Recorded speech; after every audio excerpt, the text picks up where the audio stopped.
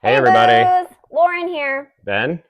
And we are back for week 2. Goosebumps week 2. Goosebumps read along. Are you keeping up? Huh? I hope so. Did. It's fun. I did. I read my second. I did too. I read. Yay. Yep. Can we stop for a minute though first, because I want to point out it's not picking. Scooby-Doo. Oh, don't ignore Scooby over there. But look at my little full moon lagoon, you guys. I also collect Christmas houses in my spare time. Of the whole Christmas village, of course. And this is the start of the Halloween village. We're kind of in trouble. New collection. Yep. Yeah. It's very cool, but my wallet is feeling it. It's not picking it up really well. You can't really see it. Yeah, I can move the camera closer. Yeah. Yeah. Zoom in on that. I want to show it. It's really cool because it's janky. Yeah. Be careful, y'all. How cute. Quite a lot of detail. Yeah. It's very neat. Yeah. But anyway, that was just a side note. All right. Because, okay, so back to week 2. I read Goosebumps number 2, Stay Out of the Basement. Mm-hmm. And you read? I read number, 16? One Day at Horrorland. Now this is interesting because this is your top. My actual top number 1 favorite Goosebumps. Out of 62. Out of 62. You've actually read all of them? I don't believe I've read the last 3, so out of 59. Okay. Out of the 59 that I currently have from the original series. This is his favorite, you guys. Now me, I already liked the Welcome to Dead House better. The twists are so good. The ending was immaculate. Yeah. The ending was very, very good. The ending is so mature for a YA book. Yeah. Or middle grade, I guess. Middle grade. But I don't know. Mad scientists, guys turning into plants. It's a little too sci-fi for me, I'd say. Maybe that's why I like it so much. It's pretty solid sci-fi horror. It is. It's sci-fi, and because there is actually a little bit of science. I don't know if it's accurate science, but he does try to explain a little bit of how the guy's turning into a plant. He did. I kind of skimmed through that. It was boring. See, you got me going. 120 to cram that into 120 pages. I just don't. It's masterful. Yeah, I mean, of course, this series took off when they start that strong. Yeah, I feel like I'm gonna know which ones I'm gonna like and which ones I'm not gonna like, because this just is not my wheelhouse. Mad scientist, sci-fi, turning to plants. Whereas Welcome to Dead House, ghost, haunted house. Yes, give me all of that. Well, try to stay open-minded because they can surprise you. But this one, I'm very excited to eventually get to that one. One Day at Horrorland. First of all, I think these might be the best color pair that he's got. Look at how cool that cover is. Well, with the colors. Sorry. So I kind of am a little bit surprised at myself because I feel like this one is a bit of a staple in the Goosebumps. Is that where Slappy comes in? No, Slappy's Night of the Living Dummy. But there was a whole horror Slappy Land. Isn't there Slappy Land? There's a Slappy World. I don't really know. That's not related to that. No, okay. But there's a Horror World, Horror Land series by itself. So it's kind of a staple in the mythos of Goosebumps and whatever he created, because it's got its own little side run. And I didn't remember this one. I did not remember much about it. I mean, if you look at it, I feel like this is my copy, right? You can see my initials. We see your initials. Nobody This is my copy from the 90's, and it seems like it just came off the shelf, brand new. So you didn't like it back then either. This is not one that I read over and over, because the ones I read over and over are visibly, wear and tear. Corners bent. There's wear and tear. Yeah. This one is in better shape. So somehow, as a kid, I think I kind of overlooked this one. What I will say about the book itself, I was so into it. It's fantastic until about the last 10, 15 pages. The ending was terrible.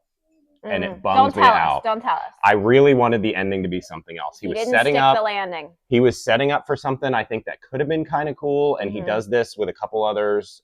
Welcome to Camp Nightmare is one that comes to mind, where you think it's one thing and then he flips it right at the very end. Okay.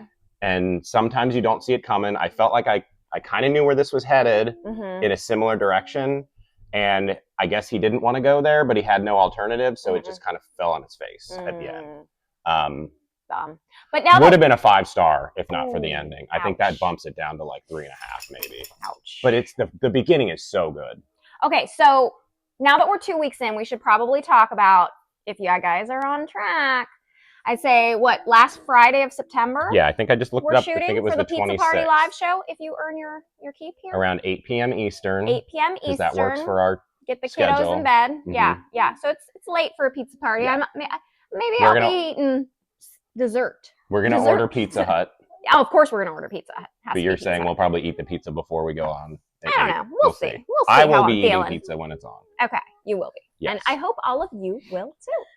Yes. But other than that, okay, I guess that's it for week number 3, Goosebumps. I will be reading number 3. Is that Monster Blood? Yes, Monster Blood is number 3. So I will be reading number 3, Monster Blood. Yes. And you will be reading... I'm going to be reading Why I'm Afraid of Bees, which I don't have high hopes for, but maybe quirky works for it, you know? Yeah, if he leaned into the quirky, maybe it's okay. Yeah, maybe. I want to give a shout out, though, to myself. Okay. Because we're going to do little updates in here, too, because Goosebumps aren't that long to talk about. So I just need to give a shout out to my wonderful self. You guys, I read a classic this week. Who am I? Look how pretty this is, too, by the way. Out of your wheelhouse, for sure. Out of my wheelhouse, Wuthering Heights. All right. In all transparency, I read the Cliff Notes. I tried to read this, and I'm not smart enough for this. So I read the Cliff Notes, but that still counts. That was a little cameo there. Cameo time. Yeah, that still counts. But come on, like. Yep. This channel is going to shape up to be horror and thriller heavy, obviously. But like, look at me branching. There's some horrible stuff in that book. Oh, this is bleak. This is very bleak. There's some horrible people in that book. Yes. Also bleak. I'm going to shout this out until release day. Okay. Ben's new book. Hurt People. as of us filming this, it's a little less than a week until it releases. September 12th it releases, but the pre-order, we can link it below. Mm-hmm. And hopefully this video will be you want to explain it a little bit? Hurt People. I feel like I've talked about it so much recently. It's a concept I came up with a while ago. I was going to do it myself as like a novella series, so I would put one out every couple months or something.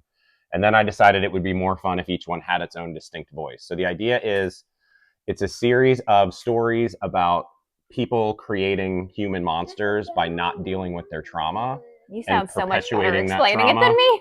So hurt people. Each story creates the villain for the next story. So terrible things happen, somebody survives, that somebody then becomes sort of like the abused victim in the next story that doesn't deal with their trauma well and pays it forward to someone else. So my story at the beginning is called The Surgeon. It's about a narcissistic med student who gets drummed out of med school and decides that he's going to keep practicing surgery outside of the hospital.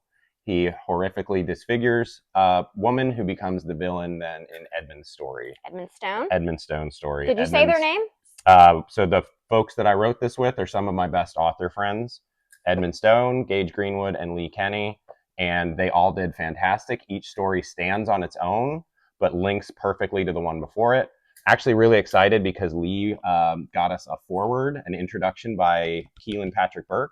Author of Kin and Sour Candy and The Turtle Boy. That's pretty amazing. Yeah. Lee is Irish. He's a heavy hitter. Yeah. And so they have the Ireland. They're Irish. Yeah. Not a whole lot of horror authors over in Ireland, but so buy Lee Kenny's books too. Yep. So I'm going to be adding that in soon, and it will be in the copies when they release. So I ordered some copies in advance that I'll be selling at an event this weekend. But after that, the ones will have the forward in there from Keelan. Okay. So yeah, and very lastly, excited about Hurt let's People. do this quickly because want to shout out my son to tutoring. A friend of ours, Matt Wilderson. I thought this was a good fit because he does have this series of short story collections called Horrors Untold. One of them has a very Goosebumps inspired cover, so you should check this series out. He does really well with short stories. He has some great novels as well. Matt has a ton of range as a writer. He's also a fantastic artist. He does all of his own cover art. He did the cover for Stuck, right? The cover, he hand painted the special edition cover for Stuck, my first novel. Yes, this is Ben's first book, and Matt Wilderson is his cover art. So he hand painted this. Hand painted.